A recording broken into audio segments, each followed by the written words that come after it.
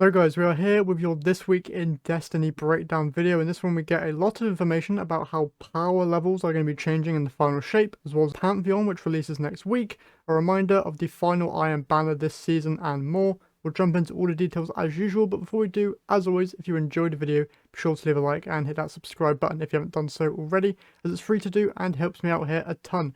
We're also getting super close to 1,000 subscribers, so truly any support there would be very much appreciated. If we could hit that before the final shape launches, that would be amazing.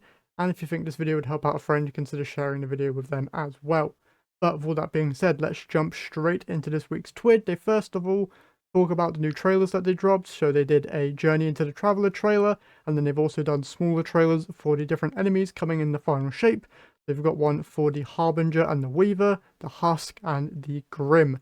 They then also show some new wallpapers here for both desktop and mobile. So if you want any of these, you can now go and get those. But the next major thing they talk about is how power is going to be changing within the final shape. So they first talk about Fireteam Power, which is basically going to be a way for you as a high level player to boost your lower level player friends in activities. So they give an example here, which is very easily shown in this image. So you see that Sozu.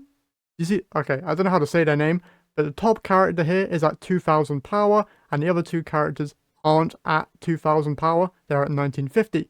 But going into a Nightfall here, those guys' power level will be boosted to 1995, basically boosting their level to 5 light levels below the highest power level character. Because of this, the rewards that the highest level power level person gets from their commendations will be increased, but the light level rewards of your items will stay the same as your non-adjusted power level.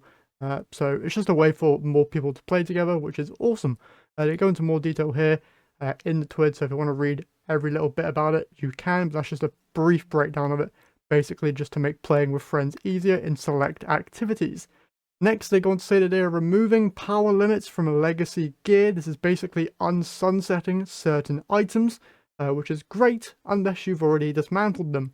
They say that there's not going to be a way for you to recover those dismantled items, but they do say that they will be reintroducing most, if not all of those items, similar to the way that they have done with the Brave Arsenal. And one thing to note is that in the most recent trailer, we were able to see a Season of Dawn weapon, so those Season of Dawn weapons could be returning in the brand new Episode 1 launch. So there's something to keep an eye out for there. Next, they talk about power bands. So this is the soft cap, power floor, power cap, and hard cap / pinnacle stuff. So basically, they say that the power floor is now going to be 1900 power. The soft cap will be 1940. The powerful cap is 1990. And the hard / pinnacle cap is 2000. From completing the legendary campaign of the final shape, you'll be given an entire armor set of 1960 power, which is 20 power bands into the powerful cap, giving you a nice little head start there. And just by completing the legendary campaign, you will only be 5 power levels below the contest mode for the brand new raid. So that hopefully puts a little bit of ease on your grind, considering that you just complete the legendary campaign and you're basically raid ready, which is awesome. Next, they talk about activity power and basically power disabled and power enabled modes. So there's a nice chart here going over the new difficulty bands. You have standard difficulty, advanced, expert, master, grandmaster, and contest. Basically, standard difficulty modes are Vanguard Ops, seasonal activities, exotic missions, normal mode raids and dungeons.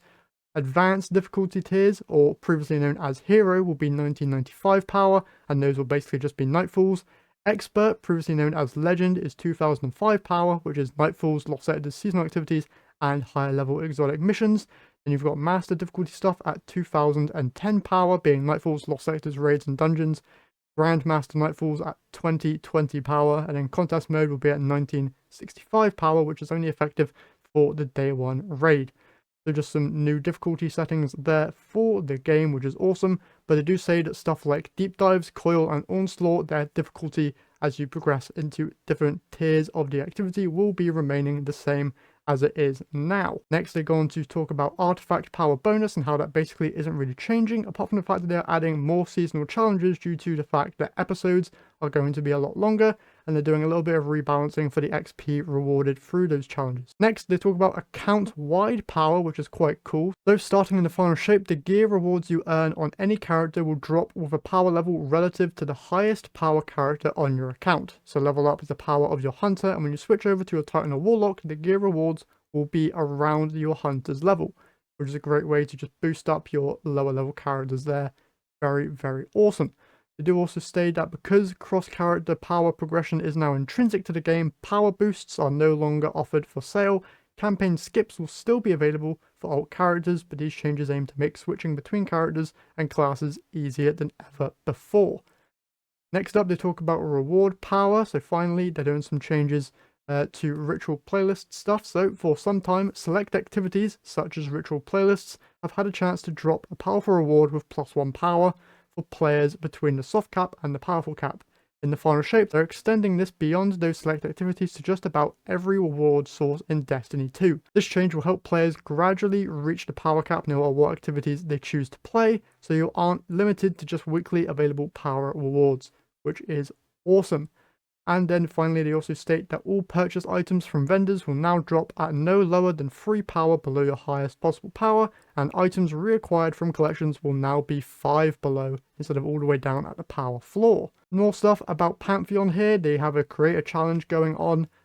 So if you want to watch content creators go into the new Pantheon challenge mode, you can do that. There'll be some live streams going on, so you can enjoy that.